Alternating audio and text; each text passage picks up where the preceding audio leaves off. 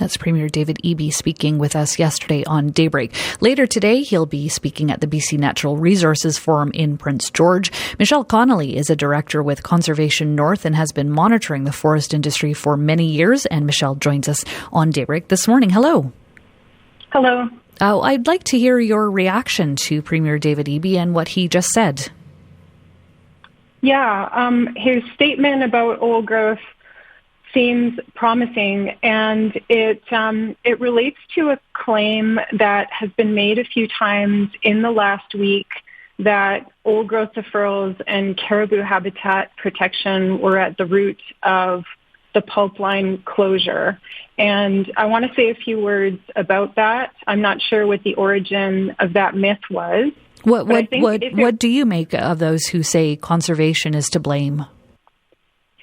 Yeah, so if it were true, we would have seen substantial new protections in recent years here.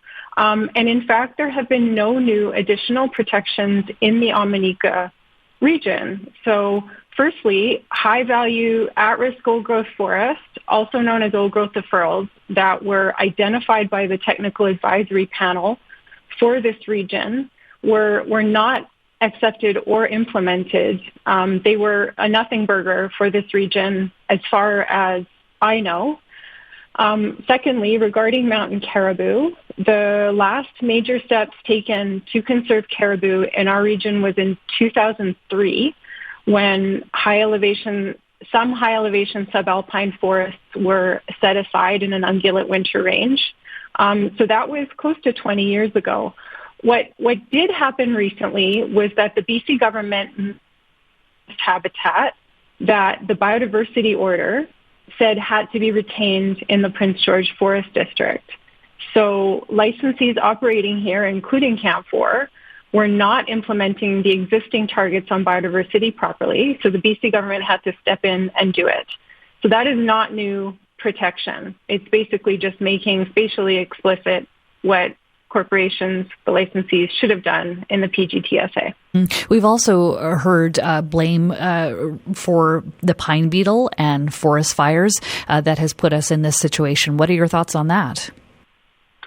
Yeah, so something a previous chief forester, Jim Snetzinger, said about a decade ago was that a timber crisis is completely inevitable. Its arrival was accelerated by the mountain pine beetle epidemic, but it was not caused by it. So, we've had a doctrine in place for 70 years to liquidate primary forest and create a predictable flow of timber revenue and stability. That's the idea of what's called sustained yield forest regulation. The problem is that there's a massive volume difference between the initial harvest of natural forest and subsequent harvests of regenerated forest or second growth. And that's called fall down. So it's been known for many years that a supply crisis was inevitable. And like I said, it was accelerated by the beetle, but it was not caused by it. What about how we process that wood? I think people have made a lot of sound statements about how we need to be doing more processing of wood locally, and I think that's a really key thing. We also need to be doing more with second growth forests because that's basically all we have at this point. So I think the right solution is to process materials that are derived from second growth and to leave natural forests alone. These are all topics that are bound to come up today at the Natural Resources Forum. Wednesday, the first panel discussion is going to be on forestry, and it's called, interestingly, What's Next for BC's Forest Sector. How do you hope participants will approach that question? Yeah, so I will be attending that session. The BC Natural Resources Forum is an interesting place because you can learn all about the extractive activities that are threatening our natural landscapes in BC. And I'm not just saying that to be cheeky. It's actually a really interesting place to find out all about mining, oil and gas, and forestry all in one place. The crises playing out globally with biodiversity loss and climate change are playing out here as well. And the beliefs and actions that have led to both these global and local crises are on full display at this event.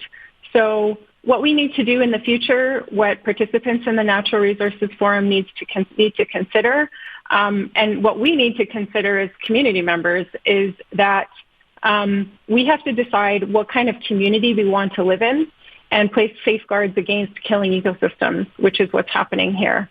And then we can decide where we do extraction. It's interesting. In a conversation earlier this morning with Pat Bell, who is the former Minister of Forests under the Liberal government, also one of the organizers, the original organizers of this forum, he had a different take and thought that this forum was a place for people to express their concerns, to have dialogue.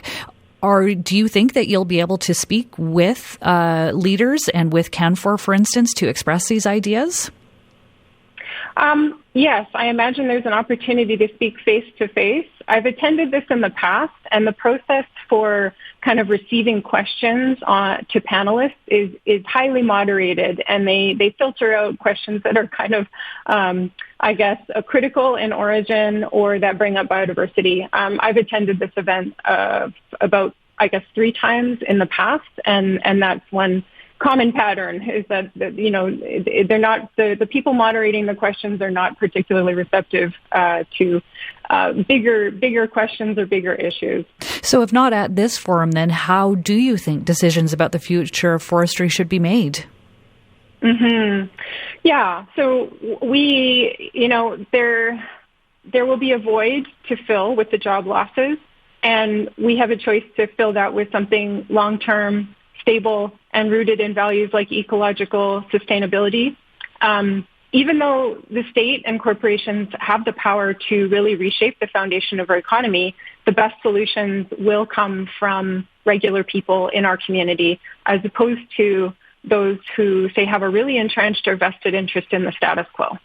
This is, of course, a time when there's a lot of fear, there's a lot of uncertainty. How optimistic are you that those conversations will take place? Yes, I mean, what has happened with the mill, the pulp mill closure, has really laid bare the power that some corporate entities have over people's lives. Unregulated profiteering really eats communities and spits them out. And I think we're really at an important juncture where we can make decisions that have good long-term consequences here for communities and nature or not. Michelle, thanks so much for your time and your thoughts today. Thank you. Michelle Connolly is a director with Conservation North. We are